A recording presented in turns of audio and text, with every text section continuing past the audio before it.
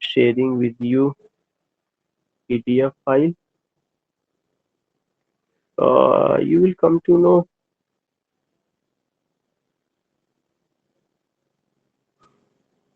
we have taken 25 questions.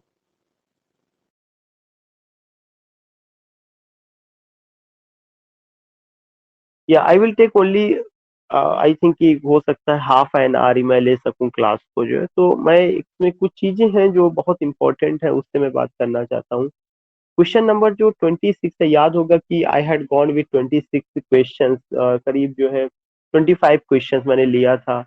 और उसके बाद जो 26 क्वेश्चंस है इस शीट का, उसमें ये कह रहा है कि हु रोट एपीथैलेमियन एंड प्रोथैलेमियन।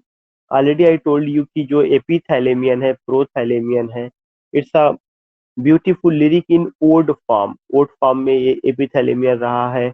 और you will come to know कि ये जो है आपका एडमंड स्पेंसर का पोयम है। और एपीथैलेमियन जो होता है उसको क्या कहा जाता है? Self marriage song. और जो प्रोथैलेमियन उसको others marriage song. So you will come to know कि जो क्वेश्चन है 26 तो क्या है, who wrote epithalamion and prothalamion. तो epithalamion and prothalamion, it was written by who? It was written by Edmund Spenser. And remember that जो Edmund Spenser ने लिखा हुआ है, किसको देखते हैं? यू अल्टीमेटली सी की ये जो रहा है self marriage song, others marriage song. और भी मैंने आपको बताया था कि जब आप उनके लिरिक की बात करते, तो these are the important point जो आपको ध्यान में रखना चाहिए, epithalamion and prothalamion. Now, question number 27. The term eclogue is associated with pastoral poetry, ballad, epic, mock epic. Already I told you, अभी जब मैं बात कर रहा था एडमंड स्पेंसर का, तो मैंने बताया था कि एडमंड स्पेंसर ने शेफर्स कैलेंडर नाम का एक पेस्टरल पोयम लिखा हुआ है। और जो शेफर्स कैलेंडर है उसका डिवीजन किसमें? इकलॉग में है। तो already I had gone with this point, I had discussed with you कि eclogue is what? Eclogue is associated with pastoral poetry. जो इकलॉग है वह किससे एसोसिएटेड है? पेस्टरल पोइट्री से एसोसिएटेड है। So the term eclogue is associated with pastoral poetry. And now the next poem, sorry, next question. But before taking question number 28, I would like to explain here कि जो ballad है, ballad is a short narrative poem in verse. और ballad को मैंने आपसे discuss भी किया, तो मैंने आपको बताया था कि जो बैलाड है वो आपका ट्रेडिशनल बैलाड या फोक बैलाड भी होता है, दूसरा उसका लिटरेरी बैलाड होता है। तो इस तरह की चीजें हैं। बैलाड में क्वेश्चनिंग आंसरिंग स्ट्रक्चर होता है। एक ब्यूटीफुल एग्जांपल जो बैलाड का, खासकर लिटरेरी बैलाड का जो रहा, ला बेली डेम सांस मर्सी, जो जॉन कीट्स का है, वहां पे आप देखते हैं कि उससे रहा है। तीसरा जो क्वेश्चन है, next question number 28, which of the following is incorrect? इनमें से कौन सा इनकरेक्ट है?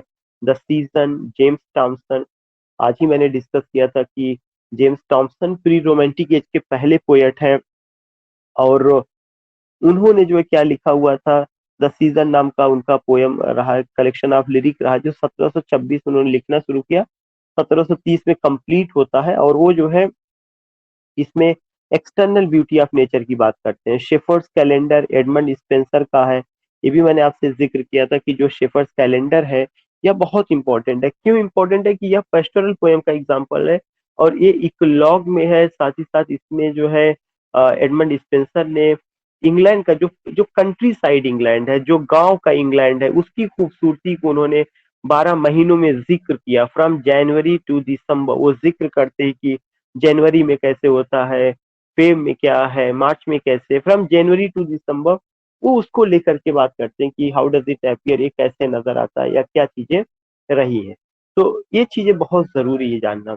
नेक्स्ट है question number 29, which of the following is incorrect? इनमें कौन सा इनकरेक्ट है? डर्ज, मोनोडी, थ्रेनोडी, ये क्या है? टाइप ऑफ एलिजी है या ये सही है?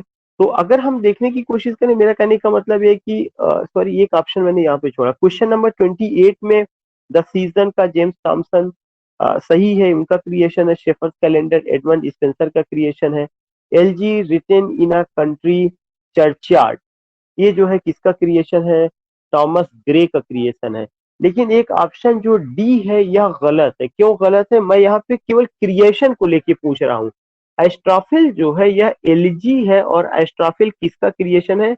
ये एडमंड स्पेंसर का क्रिएशन है। जो जबकि एस्ट्राफिल किसकी मौत पर लिखा गया? सिडनी की मौत पर, सर फिलिप सिडनी की मौत पर लिखा गया है। लेकिन जो मेरा क्वेश्चन है, अगर आप देखेंगे ऊपर के जो तीनों ऑप्शन है वो ये बताते हैं कि मैंने पोयम का नाम लिया है और उसके राइटर का नाम लिया है, न कि मैंने ये पूछा है कि ये पोयम किन के बारे में है। तो अगर आप ये देखेंगे उस ऑप्शन में क्वेश्चन नंबर 28 का जो डी है, एस्ट्रोफिल, एस्ट्रोफिल एलजी है, और इस एलजी को किसने लिखा है? इस एलजी को you will come to know आपके एडमंड स्पेंसर ने लिखा है सर फिलिप सिडनी की मौत पर। तो एक तो सिडनी इस एलजी से रिलेटेड कैसे, या उनकी डेथ पर लिखा गया है। दूसरा चीज कि एस्ट्रोफिल के लेखक कौन है? आपके एडमंड स्पेंसर है। क्वेश्चन नंबर 29 में अगर आप देखेंगे, विच of the following is incorrect, इनमें से कौन सा एक इनकरेक्ट है? डर्ज, मोनोडी, थ्रेनोडी, ये क्या है? Type of LG. डर्ज, मोनोडी, थ्रेनोडी, ये क्या है? Type of LG. सही है। एडोनाइस जो है एक एलजी है, किसने लिखा है? पीबी शेली ने लिखा। किसकी डेथ पर लिखा है? जॉन कीट्स की डेथ पे लिखा है। लिसिडास एक एलजी है जो मिल्टन ने लिखा है। किसकी डेथ पे लिखा है? एडवर्ड किंग की डेथ पर लिखा हुआ है। तो यू आर गेटिंग की बहुत ही छोटे छोटे क्वेश्चन उनके राइटर को यहाँ पे लिखा गया, लेकिन हम लोग उससे आगे जाके एक्सप्लेन कर रहे हैं। इन एंड ये बहुत खूबसूरत ऑप्शन जो दिया गया वो 29 का डी है, जो गलत है। In memory of W B Yeats, इसको लिखने वाले जो राइटर है उनका नाम क्या है? डब्ल्यू एच ऑर्डन है। और in memory of W B Yeats यह मॉडर्न एलजी है, और मॉडर्न एलजी में किसी भी आदमी के डेथ को एक बिग लॉस के रूप में नहीं देखा जाता। रिमेंबर दैट की। तो ये जो in memory of W B Yeats है, ये किसका है? फिलिप लार्किन का है। और इसमें किसी की डेथ को बहुत बहुत बड़ी लॉस के रूप में नहीं देखा जाता है। क्वेश्चन नंबर 30 है, which of the following is incorrect, इनमें से कौन सा इनकरेक्ट है? Elegy is a type of song composed on the death of someone or the last of anything, बिल्कुल सही है। The word pastoral came from Latin word pastor which refers to shepherd and shepherdess, बिल्कुल सही है। The word sonnet came from Italian word sonetto which means a type of song. The word ballad came from the word ballare which means stationary song। ये गलत है। देखिए कितना छोटा सा वो किया गया है, अगर आपको जरा सा भी चूके तो यहाँ पे प्रॉब्लम क्रिएट करेगा। और वो क्या चीज है? कह रहा है कि the word ballad came from the word ballare. ये बात सही है, word ballad came ballare which means stationary song, not stationary song but moving song. Ballad को ये कहा जाता है कि the word ballad came from the word ballare which means dancing और मूविंग सॉन्ग, जो डांसिंग या मूविंग सॉन्ग है। सो रिमेंबर दैट यह एक दूसरा पॉइंट है जो बहुत ही इम्पोर्टेंट है, जो बहुत ही ज्यादा एक तरह से हम कह सकते हैं कि एक उसको समझने के लिए बहुत जरूरी है कि ये चीजें रही हैं। तो you will come to know कि the word ballad came from the word ballare which means stationary song. Just I want to know कि समवन ड्रॉप्ड मैसेज की पुअर कनेक्टिविटी। तो मेरी आवाज आपको सबको जा रही है? Yes sir. सर क्लियर है। Okay okay.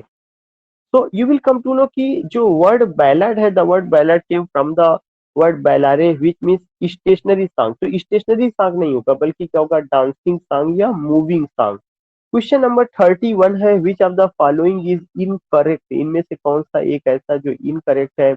John Keats is known as king of English ode, बिल्कुल सही है। Keats wrote ode to nightingale, ode to autumn, ode to Psyche, ode on a Grecian urn and ode to melancholy and la belle dame सांस Marty, बिल्कुल सही है। ये सब उनके ओड्स के नाम है, और ला बेलीडेम सांस मार्टी उनका बैलड है। उन्होंने खुद ही इतना फेमस लाइन उनका है कि beauty is truth, beauty is a joy for ever, beauty is truth and truth is beauty. And you come to know कि नेगेटिव कैपेबिलिटी का कॉन्सेप्ट, इगोटिस्टिकल सबलाइम का concept, fragmentary epic Hyperion, falling of Hyperion, so many things. And ये क्या एक poem उनका eve of Saint Ignis करके उनका अपना पोयम रहा है। ओ टू नाइटिंगेल का तो कोई जवाब ही नहीं, जितना खूबसूरत उन्होंने ओड लिखा हुआ है। तो ये सब चीजें, Keats belong to younger generation of romantic poet, सही बात है। He gave the concept of touch stone method, ये डी गलत है। क्यों? टच स्टोन मेथड जो है मैथ्यू अर्नोल्ड ने दिया है, और निगेटिव कैपेबिलिटी का जो कॉन्सेप्ट है इसको किसने दिया हुआ है? It was given by John Keats. तो जॉन कीट्स ने निगेटिव कैपेबिलिटी का दिया हुआ है, ना कि जॉन कीट्स ने टच स्टोन मेथड का कॉन्सेप्ट दिया है। नेक्स्ट है, which of the following is mismatch, इसमें कौन सा मिसमैच्ड है? Ode to the west wind PB Shelley ने लिखा, टर्जा राइमा में कई बार बात की गई है, और ये भी उसमें एक लाइन है कि winter come shall spring be far behind. Ode to skylark PB Shelley का है, ये भी सही है। इसमें एक खूबसूरत लाइन है, और उस लाइन का नाम है, if wind our sweetest songs are those that tell the saddest thought. Ode to duty William Wordsworth का है, बिल्कुल सही है। Rime of ancient mariner Keats का है, गलत है। राइम ऑफ एंशियंट मैरिनर किसका है? एस टी कॉलरिज का है, जिन्होंने सुपरनेचुरल कॉन्सेप्ट ऑफ पोइट्री को जन्म दिया, जिन्होंने विलिंग सस्पेंशन ऑफ डिसबिलीफ की बात की, जिन्होंने बताया कि इमेजिनेशन दो तरह का है, प्राइमरी इमेजिनेशन, सेकेंडरी इमेजिनेशन, जिन्होंने फैंसी और इमेजिनेशन की बात की, जो ओपीएम ईटर थे, जिन्होंने क्रिस्टेबल नाम का पोयम, खूबसूरत पोयम क्रिस्टेबल नाम का लिखा हुआ है, और भी उनका एक क्रिटिकल बुक है बायोग्राफिया लिटरेरिया। तो rime of the ancient mariner Keats का ना होकर के एस टी कॉलेज का, सैमुअल टेलर कॉलरिज का है। Which of the following is not true, इनमें से कौन एक सत्य नहीं? Ode is of Greek origin. अगर आप ये देखेंगे, ये क्वेश्चन 2013 या 16 में आ चुका है, जिसमें कहा गया ode is of Greek origin. Ode जो है ग्रीक ओरिजिन का है, बात सही है। It is a serious and dignified composition almost always in rhyme and longer than lyric. ये भी क्वेश्चन पूछा जा चुका है, मैंने अभी डिस्कस किया था कि ओड और लिरिक में फर्क यही होता है कि ओड जो है लॉन्गर देन लिरिक प्रॉपर, बाकी जो बात लिरिक में होती है वही बात ओड में होती है। ओड की एक और खासियत होती है, ओड एड्रेसिंग फॉर्म में होता है।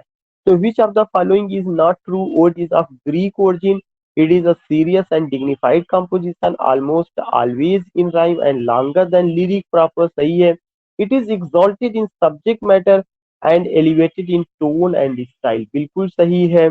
It is often in the form of an address and is sometimes used to commemorate the death of king and queen, ये गलत है।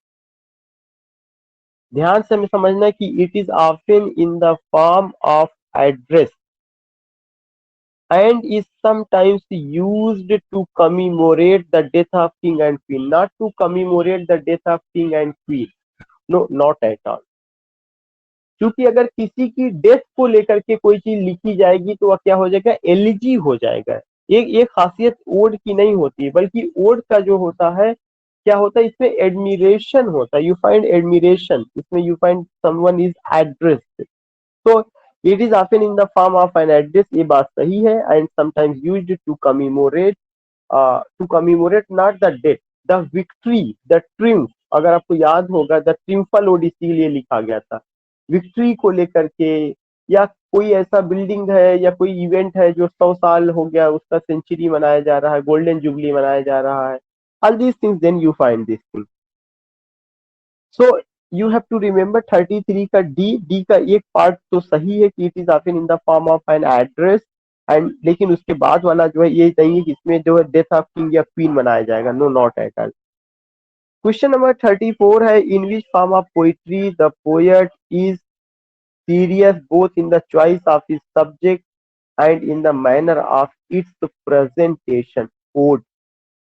जो ए है वो इसका आंसर है। बहुत ही अच्छा क्वेश्चन है कि वह कौन सा फॉर्म ऑफ पोइट्री है जिसमें पोएट सब्जेक्ट मैटर के चॉइस में, और सब्जेक्ट मैटर की चॉइस के साथ साथ कौन सी एक चॉइस और उसकी है आपका सब्जेक्ट मैटर की अलावा द मैनर ऑफ प्रेजेंटेशन, दोनों में बहुत गंभीर होता है। तो ये बातें आपको कहाँ देखने को मिलेगी? ओड में देखने को मिलेगी।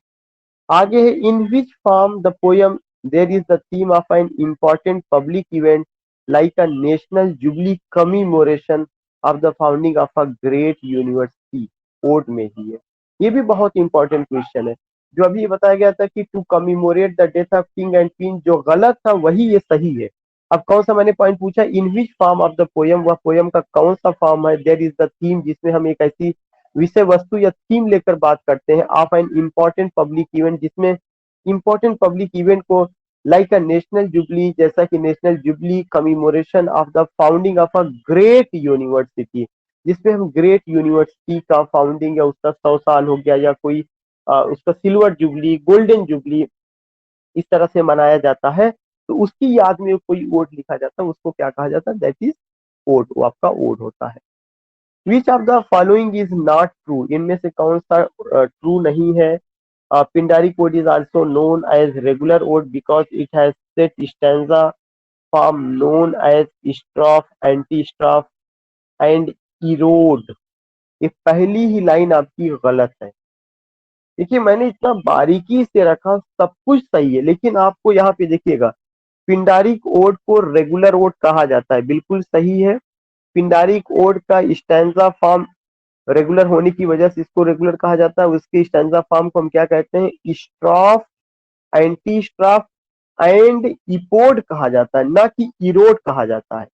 तो ऑप्शन ए में जो इरोड है, जो हो सकता है या टाइपो एरर की वजह से वहां पे आया हुआ हो, या मैंने जानबूझ करके रखा, ये तो और ऑप्शन पढ़ेंगे तब पता चलेगा। दूसरा चीज करें कि strophe refers to right to left and anti strophe from left to right and epode stationary condition of the singer who use to sing the song. ये मैंने पहले भी एक्सप्लेन किया था। स्ट्रोफ जो है कहाँ से कहाँ रिफर करता है, राइट से लेफ्ट की ओर, एंटी स्ट्रोफ लेफ्ट से राइट की ओर, इपोड जो है स्टेशनरी कंडीशन को रिफर करता है। ये बात हमने पहले भी, इसका मतलब मैंने यहाँ स्पेलिंग रिपोर्ट सही है, वहां पे इपोड की जगह इरोड किया गया है। टॉमस ग्रे का the progress of poesy and the bard are a well known example of Pindaric ode. ये बात सही है, ये जो है उनका पिंडारी कोड का रहा है। The regular Pindari code was introduced by doctor Samuel Johnson, ये गलत है। अब इसका मतलब वहां पे टाइपो एरर था, वहां पे जो था वो कौन सा एरर था, typo error.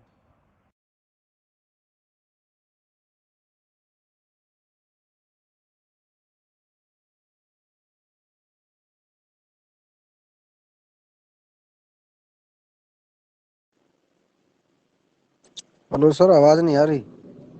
Voice is not coming, sir. Sir बात कर रहे हैं। सर ने फोन जी रिसीव किया।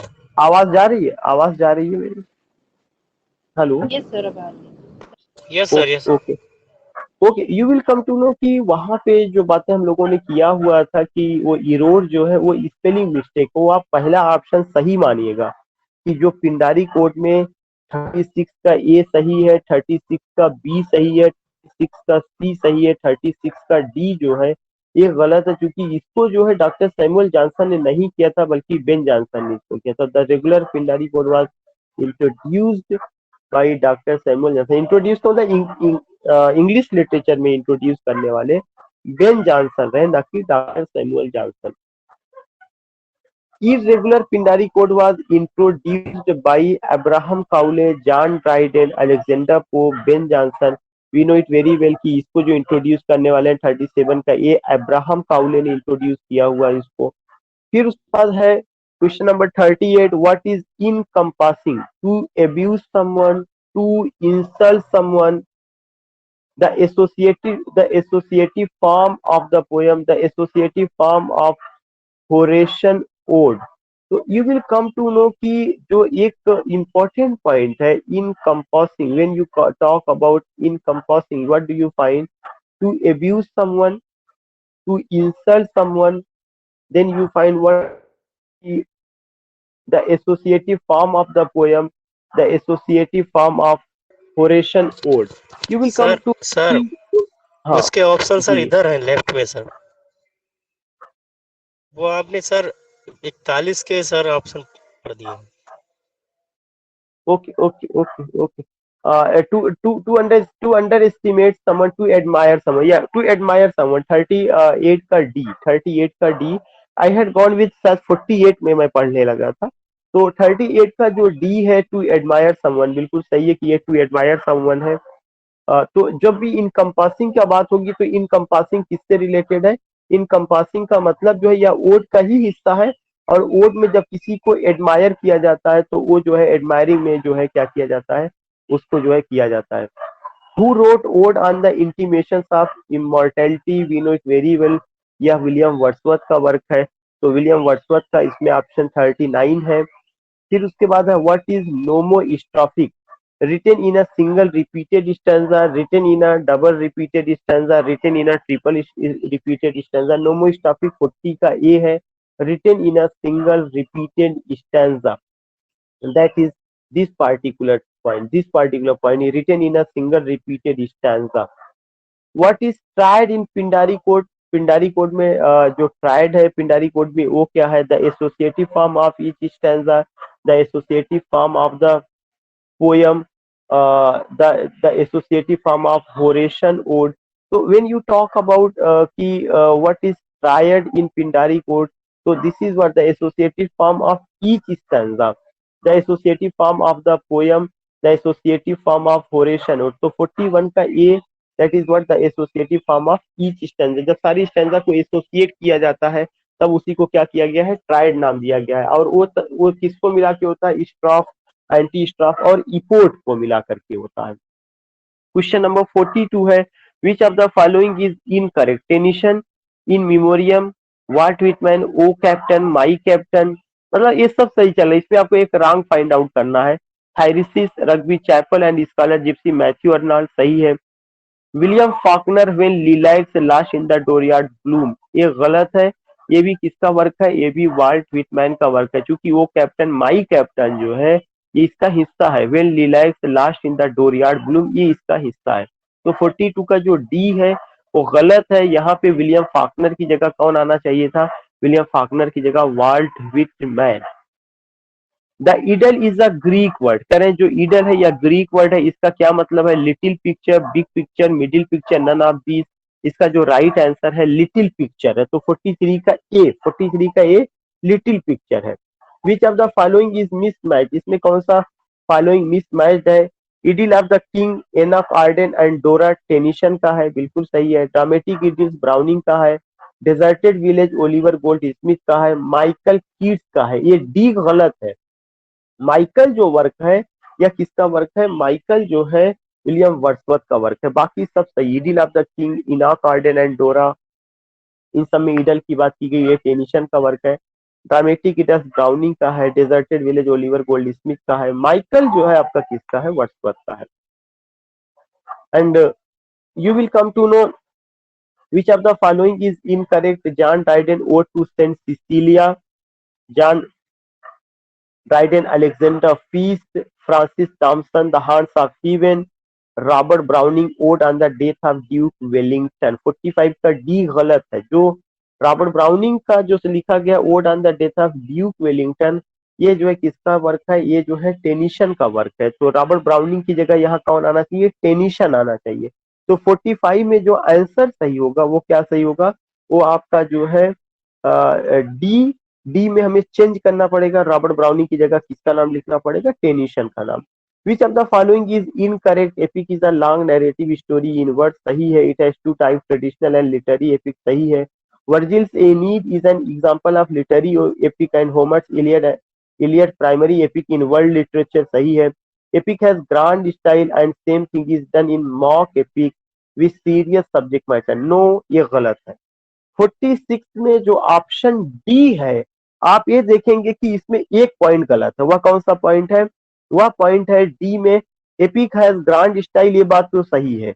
And mock epic and same thing is done in mock epic, mock epic में भी ग्रांड स्टाइल होती है, लेकिन उसका जो थीम होता है वह सीरियस सब्जेक्ट मैटर ना होकर के ट्रिवियल या माइनर होता है। तो रिमेंबर दैट कि वहां पे जो सब्जेक्ट मैटर होगा वो कौन सा होगा? ट्रिवियल या माइनर होगा। Which of the following is incorrect? दांते, divine comedy, Beowulf, Anglo Saxon. दांते का सही है डिवाइन कॉमेडी, बियोल्फ का एंग्लो सेक्शन में आई हुई है सही है। मतलब एंग्लो सेक्शन मतलब पीरियड की बात की गई। बियोल्फ जो है इंग्लिश लिटरेचर का पहला प्राइमरी एपिक है जो एंग्लो सेक्शन में आता है, और एंग्लो सेक्शन का डेट 450 से 1066। हाइपीरियन कीट्स का हाइपीरियन फ्रेगमेंट्री एपिक का एग्जाम्पल है। Sohrab and Rustam, Matthew Arnold. इसमें जो दिया गया मुझे लगता है सब सही कर दिया गया है। Which of the following is incorrect? दांते डिवाइन कॉमेडी बिल्कुल सही है, दांते का डिवाइन कॉमेडी है रहा है। बियोल्फ जो है एंग्लो सैक्सन पीरियड, ठीक है, एंग्लो सैक्सन पीरियड में आया हुआ है। ये भी बात सही, 450 से 1066। हाइपीरियन, हाइपीरियन कीट्स का फ्रेगमेंट्री एपिक है, ये भी सही है। Sohrab and Rustam Matthew Arnold का, ये भी सही। इसमें 47 में सब सही कर दिया गया। हुआ क्या था कि वहां ब्यूअल्फ में एंग्लो सेक्शन की जगह एंग्लो नॉर्मन ऑप्शन में रखना चाहिए था, तो इसमें सब सही है, कोई बात नहीं है, आपको सारे सही मिल गए हैं। Who gave the concept of bourgeois epic? T S. Eliot, George Lukacs, Dante, Henry fielding. तो आपको ध्यान में रखना है जॉर्ज लुकैक्स ने the concept of bourgeois epic किसने दिया है? जॉर्ज लुकैक्स ने दिया हुआ। Who gave the concept of bourgeois epic? George Lukacs. Who said, किसने कहा? The novel is the epic of the world that has been abandoned by God? George Lukacs, Samuel Richardson, T S. Eliot, Arnold. 49 का ये George Lukacs ने ये बात कही है। The novel is the epic of the world that has been abandoned by God, George Lukacs ने कहा है। Who wrote the dynasty, a lyrical drama?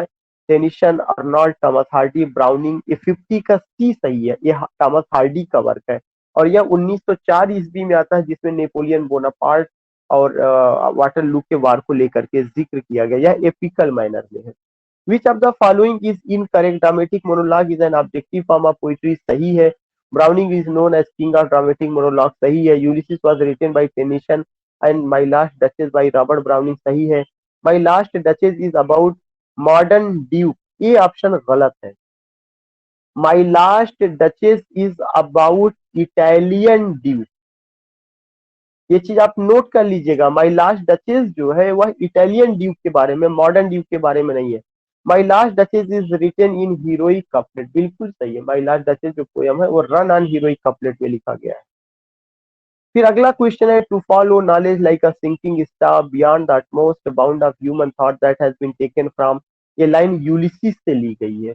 तो 52 का ए सही है, 52 का ए, ये लाइन यूलिसिस से ली गई है। यूलिसिस ड्रामेटिक मोनोलॉग है, किसका ड्रामेटिक मोनोलॉग है? टेनिसन का ड्रामेटिक मोनोलॉग है। अगला क्वेश्चन है, what do you mean by Prospice? Prospice जो है यह आपका पोयम है और प्रोस्पिके जो पोयम है यह ड्रामेटिक लिरिक है, किसका है? रॉबर्ट ब्राउनिंग का है। इसका टाइटल लैटिन में है और इसका मतलब होता है लुक फॉरवर्ड। तो 53 का ए सही है। इसका मतलब क्या है? Look forward. लुक फॉरवर्ड का मतलब होता है आगे की ओर देखना, और आगे की ओर देखने का मतलब क्या है? ब्राउनिंग जो है लाइफ आफ्टर डेथ की बात करते हैं, मौत के बाद उनकी जिंदगी कैसे होगी, और मौत के बाद जो है वो कहते हैं कि जो उसमें इसमें इन्होंने अपने आप को एक वॉरियर के रूप में प्रेजेंट किया और कहते हैं I was ever a fighter so one fight more the best and the last. इस तरह की तमाम बातें उन्होंने किया हुआ है।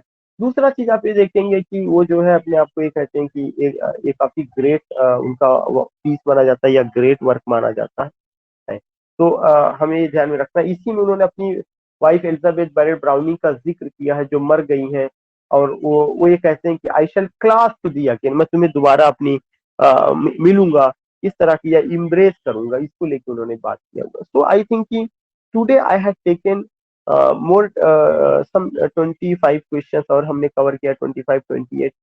वी विल मीट टुमारो, क्योंकि समय ज्यादा हो रहा, अब आप लोग भी आराम करिए, थोड़ा बहुत सेल्फ स्टडी करेंगे या आराम करेंगे। We will meet tomorrow in the evening at 5 PM, क्योंकि मेरा टारगेट एक था कि अगर आज मैं 50 कर लूंगा तो रिमेनिंग 50 मैं कल करके फाइनल कर दूंगा। तो दो दिन में हम लोग काफी अच्छा कर ले जाएंगे। Hello sir. Okay, thank you sir.